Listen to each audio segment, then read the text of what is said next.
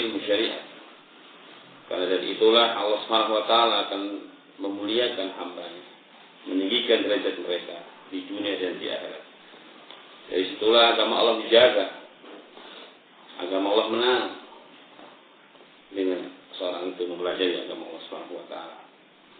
Dan orang yang belajar ilmu agama itu sudah merupakan dalil yang menunjukkan kejujuran dia dalam beragama. Beragama itu sendiri. Sebab orang-orang kafir, orang-orang yang tidak suka dengan agama, mereka tidak akan mau mempelajarinya.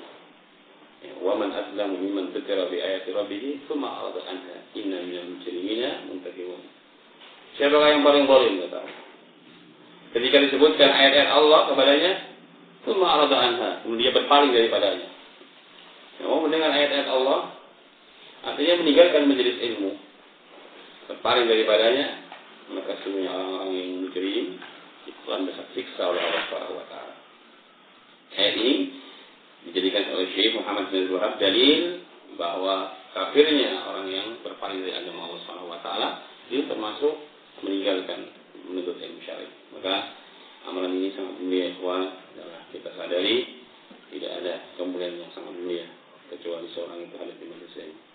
Dan pada pagi hari ini dengan keadaan yang ada, sudah masuk hari terakhir 10 hari terakhir Ramadan, dan kita telah tahu semua keutamaan yang ada di malam itu atau di hari itu. Maka tak indahnya kalau kita baca hadis dari Nabi yang berkaitan dengan keutamaan al-asyur akhir di bulan Ramadan, 10 hari terakhir di bulan Ramadan. Antum tahu semua, saya kira. Tapi ketika kita mendengar langsung dari hadisnya, amalan kita nilainya lebih. Kalau orang beramal karena hanya ikut-ikutan orang, dengan orang yang beramal karena dia membaca sendiri atau mendengar sendiri disampaikan hadis kepadanya, maka nilainya berbeda.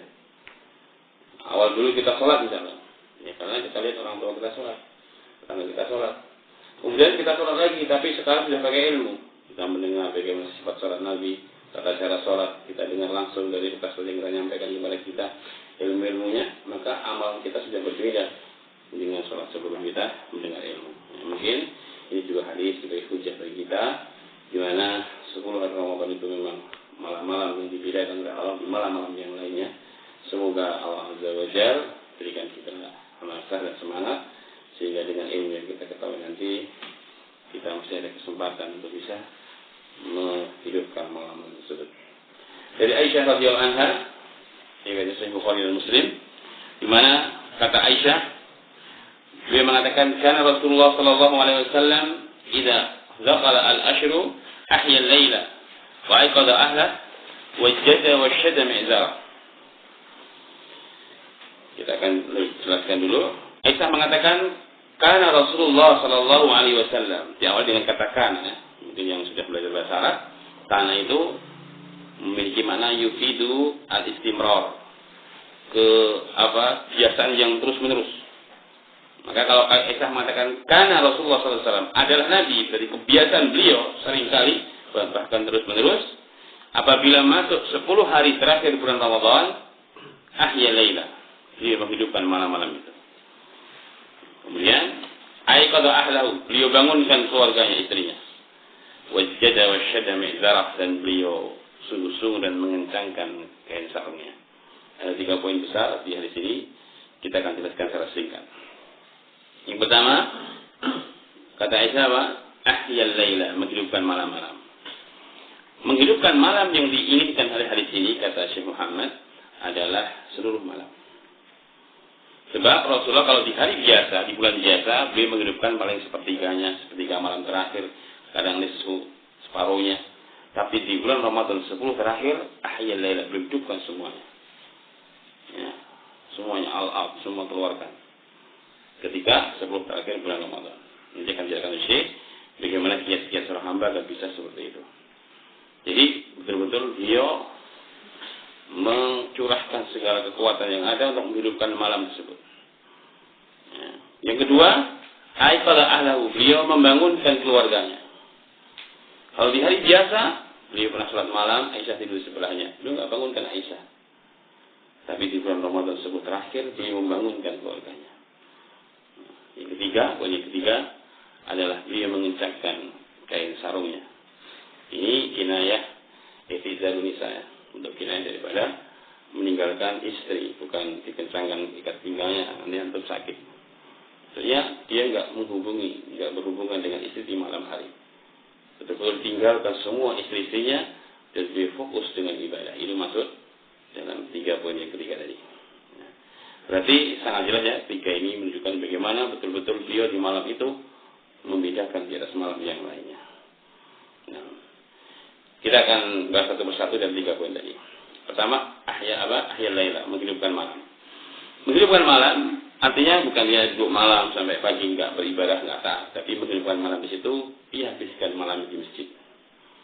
Kemudian dia situ itikaf, kemudian beliau melakukan sholat atau apa-apa saja yang bisa membawa kepada ketaatan kepada Allah. Dan betul-betul sempurna, tidak diselingi dengan tidur. Sebab ini juga berat. Untuk satu malam suntuk kita nggak tidur itu berat sekali. Tapi memang demikian mestinya adalah seorang menyiapkan diri. Nanti disebutkan oleh Syekh kiat-kiat apa yang harus kita ambil dari hal tersebut. Atau langsung saja saya bacakan fikirnya supaya bisa mengambil dari faedah tadi ya. Yang pertama dari hadis tadi ada beberapa faedah dan 6 di sini saya catat. Semoga bisa antum manfaatkan. Pertama, minal hizami iktinamu awqatil al-fadilah bil a'mali salihah. Termasuk bentuk kesungguhan seorang hamba. Bentuk kesungguhan seorang hamba itu dia iktinam. Dia memanfaatkan awqat, waktu-waktu yang fadilah, waktu-waktu yang di situ ada keutamaannya. Waktu-waktu yang itu ada keutamaannya. Khususnya di bulan Ramadan terakhir jelas ya, sangat banyak ayat yang menunjukkan bagaimana Allah Subhanahu wa taala mengistimewakan 10 hari terakhir di bulan Ramadan.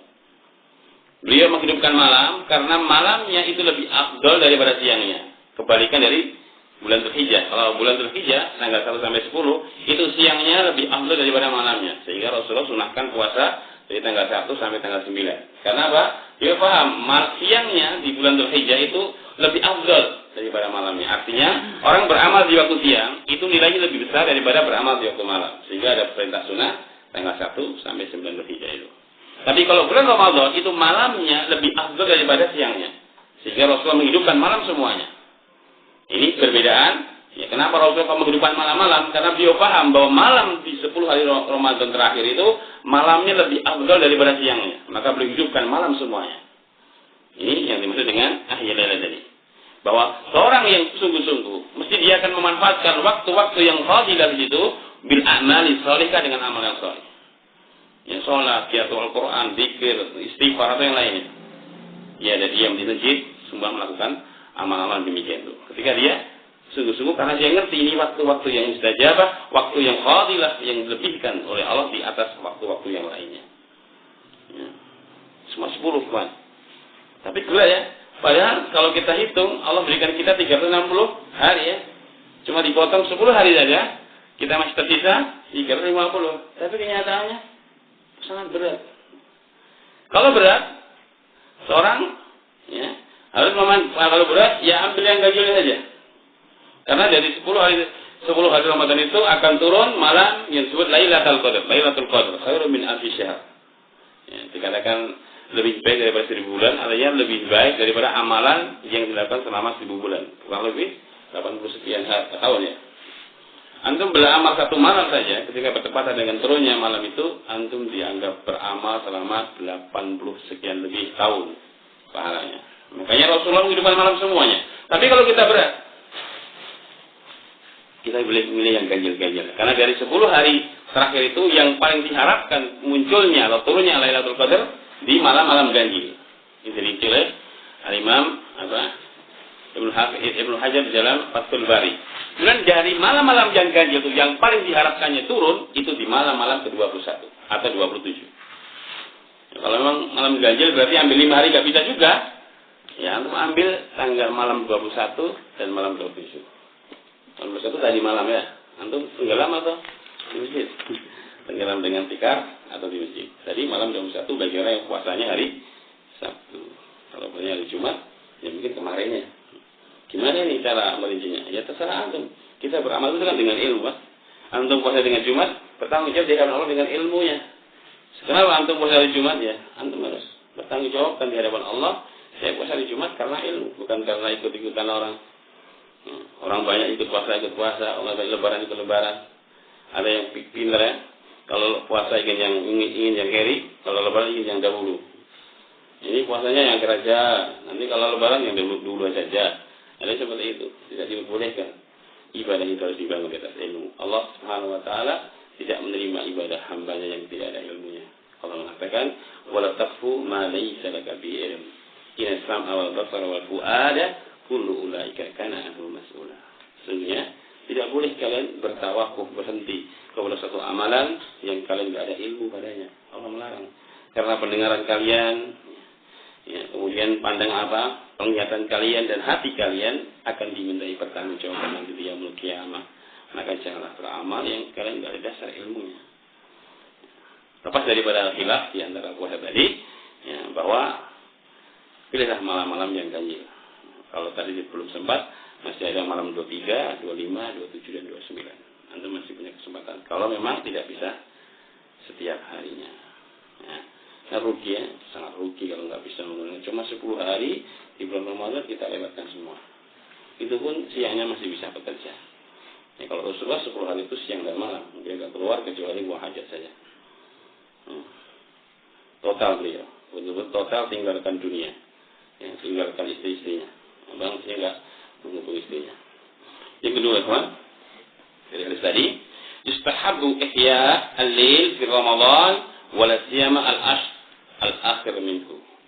Disunahkan, disukainya menghidupkan malam di bulan Ramadan, khususnya 10 hari terakhir daripada bulan Ramadan tersebut. Jadi, yustahab itu disukai, disunahkan, sangat dicintai amalan, yaitu menghidupkan malam Ramadan. Di masjid jami, di masjid yang digunakan untuk Jumatan. Walaupun Syekh Al-Albani hanya mengatakan 3 masjid, tapi pendapat ini dibantah oleh banyak ulama, Syekh Mubil dan para ulama yang lainnya, bahwa iktikaf itu bisa dilakukan di masjid jami, masjid yang digunakan sholat Jumat di situ. Antum boleh beriktikaf di situ, diam di situ. Tidak harus di 3 masjid. Ini pendapat yang kuat di kalangan para a'immah. Nah, ini kalau sekarang belum bisa ya, paling tidak ini bisa menjadi wawasan dari kita suatu saat dalam kita. Paling enggak sehidup kita masa enggak pernah melakukan iktikaf. Ya. Sepanjang hidup kita, masanya dikurangi 10 saja untuk tinggalkan dunia secara total, kita enggak mampu. Sementara Allah berikan kita waktu 30-50 hari untuk dunia, silahkan. Hanya menginginkan 10 hari saja, hendaklah kita betul-betul pernah mengalaminya. Jangan sampai sepanjang hidup kita enggak pernah berbuat seperti itu. Karena keutamanya bisa tidak sendiri bagaimana di malam tersebut. Yang ketiga, man arada al-ijtihad fil ibadah fa'alaihi sawl nafsihi amma yathbutuhu yudha'ifuhu aw yusarrifu anha. Ini mulai kita masuk ide yang sangat indah kata beliau.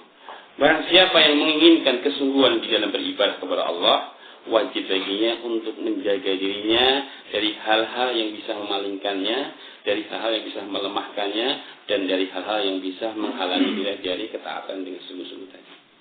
Sekarang gini, kira-kira apa yang menghalangi kita iktikaf? Kita bisa bermalam suntuk di masjid. Pertama kan kurang tidur. Berarti siangnya usahakan kita ada tidur. Supaya nanti malam begadangnya kuat. Kalau siang nggak tidur kita nggak akan mampu dia bisa beriktikaf sampai semalam suntuk di masjid. Ya pokoknya di masjid saya pakai bantal, bawa guling, terus tidur iktikaf. Itu namanya pindah tidur saja. Kalau gitu bawa kompor sekalian, masak sekalian, kemah itu.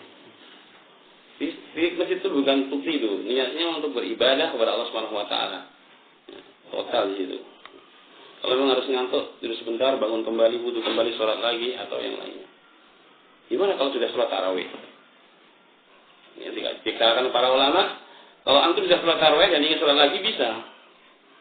Pertama, antum nggak usah ikut witir. Jadi ketika imam witir, antum pulang. Tapi ada keutamaan witir bersama imam. Nah, supaya bisa dapat keduanya bagaimana? Witir saja bersama imam. Witir 3 kali, antum ikut 3 kali. Begitu imam salam, antum tambah 1 lagi. Batalkan witirnya menjadi 4. Berarti nanti masih ada kesempatan witir kembali, dan antum di masjid bisa sholat masna semaunya. Kemudian tutup dengan sholat witir. Itu cara diajar oleh para ulama. Kalau ingin sholat kembali tidak kemana. Sebab kadang bingung, ngapain saya di masjid? Pikir sekarang bosan, padahal amalan yang paling bagus adalah sholat ketika iktikaf di masjid. Maka caranya seperti yang saya sampaikan tadi. Itu ikut witir sama imam, silakan. Begitu imamnya salam, menjenengan tambah 1 rakaat. Jadi menggenapkan 4 rakaat. Berarti kan batal bisa antum kan? Nah, sholat malam itu asalnya nggak ada batasnya ya. Akhirnya mulai masna. 13 dan 11 itu kebiasaan Nabi saja. Seringnya beli sebadan 13. Tapi hakikatnya tidak ada batasnya. Ya, maka nanti antum bisa ke masjid, sholat terus 2 salam, selesai zikir, berdoa atau 2 lagi terus sampai waktu sahur datang antum bisa makan sampai waktu subuh. Ini cara supaya antum bisa sholat di masjid.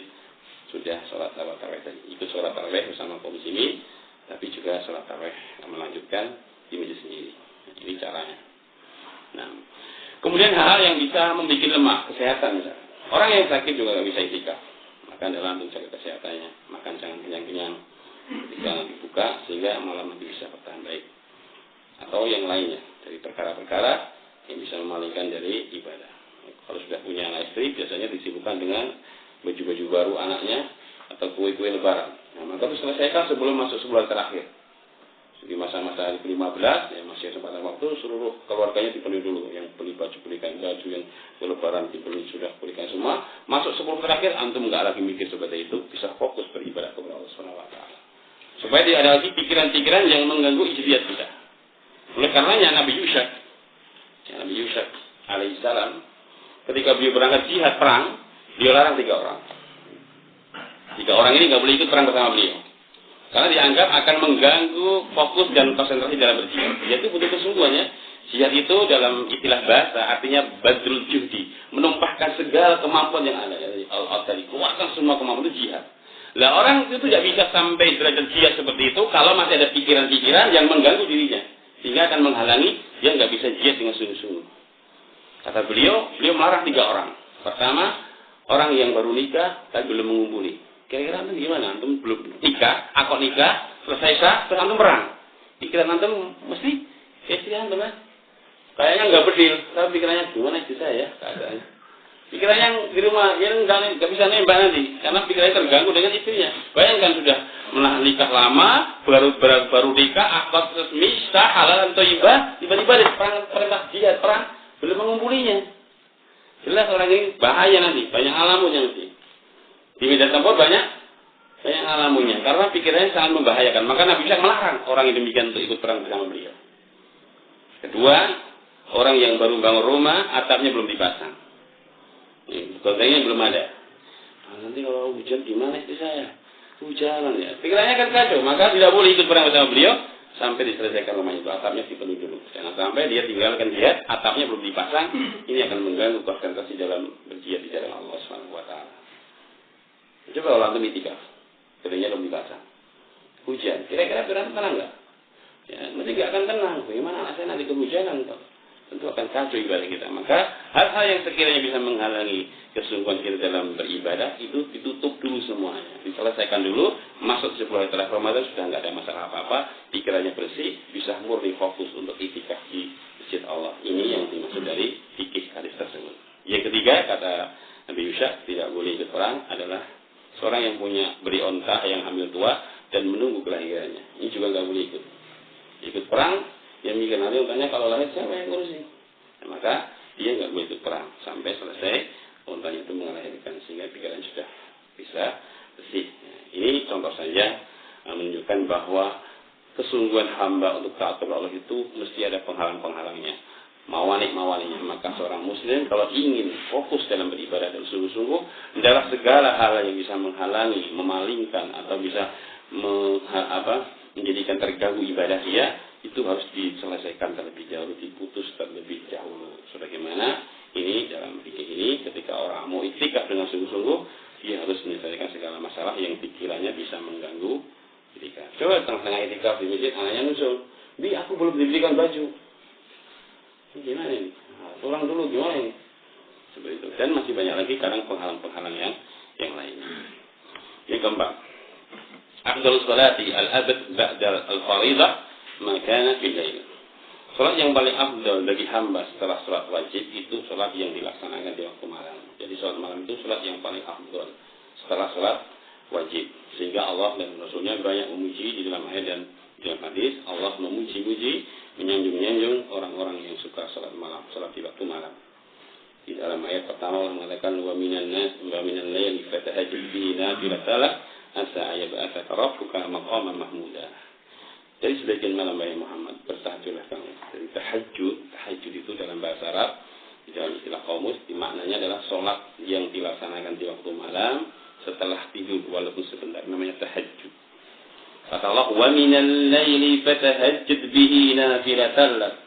Dan dari sebagian malam, bukan semuanya, sebagian malam fatahajjad bihi, bertahajudlah kamu wahai Muhammad. Sebagai amal nafilah untukmu, asa ayyab'atsaka rabbuka maqaman mahmuda. Yang Allah akan bangkitkan kamu wahai Muhammad di akhirat nanti maqaman mahmuda, dalam posisi yang mulia dan terhormat. Jadi umat Muhammad ini kalau ingin dimuliakan oleh Allah di akhirat nanti, dibangkitkan dengan keadaan yang mahmudan, adalah dia menghiasi hidupnya dengan qiyamul lail. Qiyamul lail sudah saya jelaskan tadi ya. Tidak bisa orang akan qiyamul lail kalau siangnya mungkin kecapean atau yang lainnya. Maka itu harus dipersiapkan. Ayat yang kedua di dalam surah As-Sajdah, Allah berfirman, "Tatajafa junubuhum 'anil madaji yad'una rabbahum khaufan wa tama'an." Di waktu malam, kata Allah, lambung-lambung mereka jauh dari tempat-tempat tidur mereka. Artinya mereka bangun di waktu malam. Mereka berdoa di waktu itu dengan penuh harapan dan penuh kecemasan. Ini Allah sifatkan hamba yang saleh seperti itu. Berdiri di waktu malam. Dari mana letak kemuliaan dan keafdoliannya? Karena orang yang sholat malam itu pertama, dia telah melawan syahwatnya. Malam itu enaknya tidur, ya kan? Enaknya tidur itu enaknya, syahwatnya. Ya. Oh dia lawan dia. Dia lawan syahwatnya, inginnya tidur, tapi dia lawan syahwatnya, dia bangun. Di waktu orang sedang lelap-lelapnya tidur, dia bangun sendiri. Padahal itu enaknya tidur. Ya. Jelas kan? Enggak diingkar oleh siapapun. Tapi dia melawan syahwatnya. Dia gunakan waktu yang lelah tidur, malah dia taat kepada Allah. Itu yang pertama. Yang kedua, orang yang sholat malam itu nampak keikhlasannya. Mau dipamerkan siapa sekarang? Ya? Kalau sholat jamaah misalkan, atau yang amal-amal yang lainnya, mungkin bisa dilihat manusia. Tapi kalau dia mulai, siapa yang melihat? Itunya kadang juga nggak lihat, hidup keluarganya, nggak ada yang bisa melihat dirinya. Dia bangun di waktu malam, jelas berarti dia amal itu bersih karena Allah, karena dia nggak mungkin pamer di saat itu, karena nggak ada lagi yang bisa dipameri dari amal sholatnya. Nggak ada orang yang bangun di waktu itu. Anaknya tidur, istrinya tidur, apalagi tetangganya, dia bangun di waktu malam. Nampak kan kejujuran dan ikhlasan hamba dengan sholat malam itu. Istilahnya kalau di bahasa ekstrim, orang yang sholat malam itu mesti ikhlas. Ini kalau bahasa ekstrim saya. Mesti ikhlas, nggak mungkin nggak ikhlas. Karena apa? Jelas. Pertama, ngantuk dilawan. Kedua, nggak ada orang yang bisa melihatnya. Kecuali Allah Subhanahu wa Ta'ala. Berarti, tadi saya katakan, bahasa ekstrimnya orang yang sholat malam itu mesti ikhlas. Tapi kalau Anda belajar sini, bicara dijamin, belum tentu. Karena di sini, banyak teman, mungkin Anda bisa riak, mungkin Anda bisa, dan lain sebagainya. Tapi kalau dia mulai, nggak ada lagi jalan-jalan orang untuk riya, beramal untuk manusia. Makanya sholat malam, sholat yang paling afdol. Sehingga pernah ada seorang wanita yang alimah, dia berkata, celakalah mata-mata yang tidur di waktu malam. Padahal alam kubur itu gelap gulita. Ini bahasa kinayah bahwa manusia itu akan mati. Dan mati itu hanya kubur 2 meter yang sangat gelap gulita. Sedangkan yang menyinari adalah salat. Karena Nabi mengatakan, as-salatu nur ya. Salat itu adalah cahaya di alam kuburnya termasuk. Jadi orang yang meninggal dunia di alam kubur itu gelap, itu hanya akan bersinar kuburnya dengan salat. Maka kata perempuan tadi, celakalah mata-mata yang tidur di waktu malam, padahal alam barzah itu gelap gulita. Yang akan bisa menyinari adalah salat dia. Nah, maka ini sudah hasian ya, kita tiap hari tarawih kan sudah mulai ya. Nanti dilanjutkan setelah Syawal, nanti bisa terus melaksanakan sendiri. Ya. Sudah terlatih 1 bulan kita sholat tarawih 11 rakaat. Nanti setelah itu sudah ada asar kan bekas kan. Setelah itu bisa melanjutkan terus. Ya. Dan putus sama sekali. Ya, putus sama sekali. Jangan. Nah. Kemudian yang kelima, al-hakim man fa'ala al-khair ya'ummu ahlahu. Orang yang bijaksana, atau bisa dibahasakan suami yang bijaksana, itu man fa'ala al-khair ya'ummu ahlahu. Dia menjadikan, berbuat bahwa kebaikan itu bisa pula mencakup kepada keluarganya.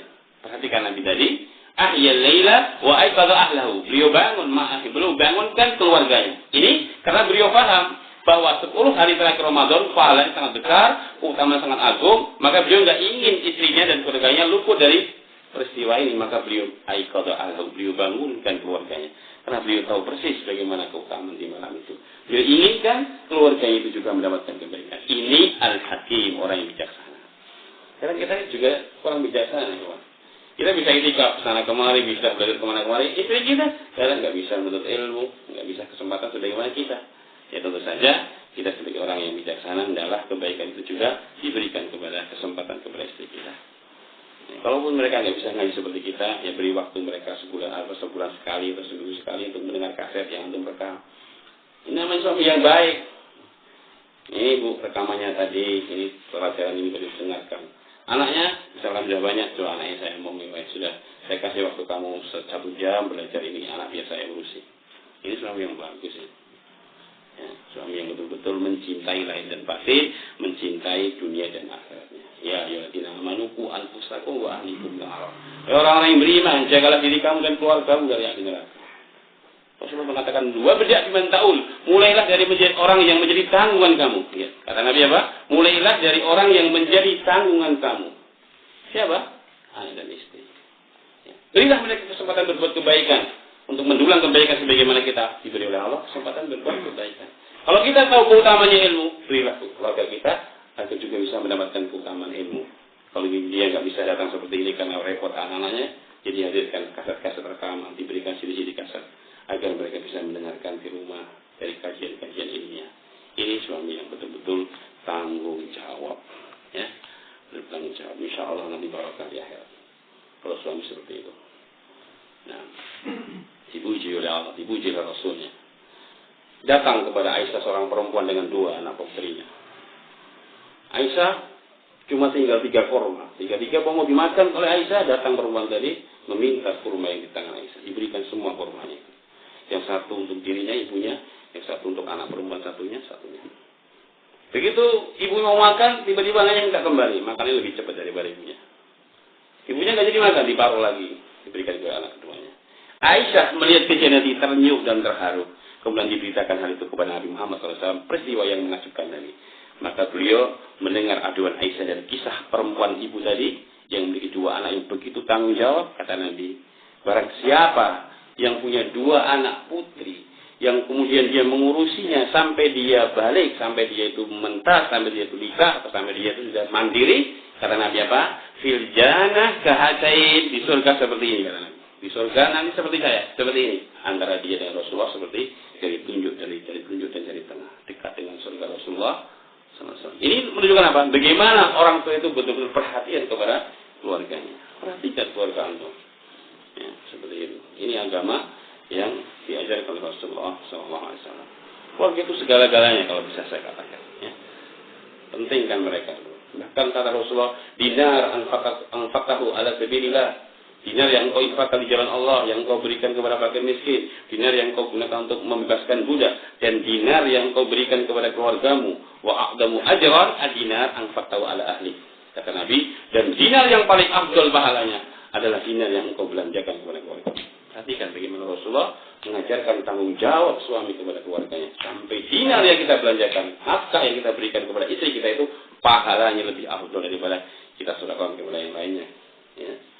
Sampai-sampai demikian besar utamaannya. Ini menunjukkan bagaimana Rasulullah mendidik kita agar kita menjadi orang yang hakim, yang bijaksana, sehingga ketika kita tahu kesempatan berbuat kebaikan, hendaklah kebaikan itu pula diberi kesempatan kepada anak dan istri kita agar mereka juga bisa melaksanakan, mendapatkan kebaikan yang kita ketahui. Itu iktikaf tadi. Terakhir, yang bagi alal abad ayakuna harisan ala ahlihi bi amri bil ibadah wa yastabir alaiha. Ini yang bersama dengan yang kelima.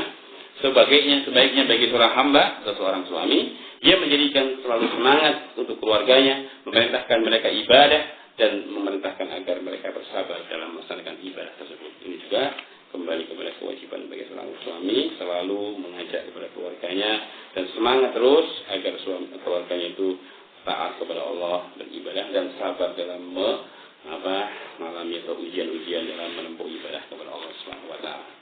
Ini ikhwan yang bisa saya sampaikan karena saya ada keluar jam 8. Semoga sedikit ini bisa menjadikan manfaat bagi kita. Dan semoga malam-malam yang tersisa bagi kita dengan ilmu ini yang teman bisa mengamalkannya semampu antum. Saya bisa katakan kalau nggak bisa tiap hari, ambillah malam-malam yang ganjilnya. Kalau nggak bisa lagi, ambillah yang paling afdal, yang paling sahih, yaitu tanggal 21 atau malam ke-27. Itu